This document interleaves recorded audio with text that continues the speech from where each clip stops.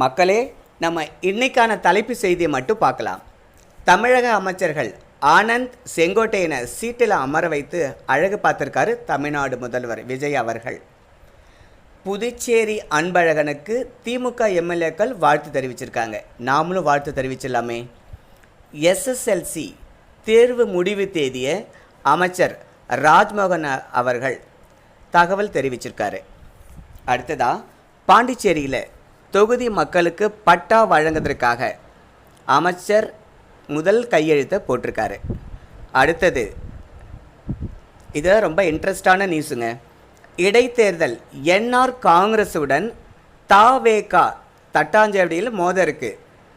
சரியான போட்டிங்க. கண்டிப்பாக இது எல்லாருமே எதிர்பார்த்துட்ருக்கிற ஒன்று. கண்டிப்பாக அதுக்காக வெயிட் பண்ணுவோம். ஓகே, சப்ஸ்கிரைப் பண்ணுங்கள், ஷேர் பண்ணுங்கள், லைக் பண்ணுங்கள். தேங்க்யூ.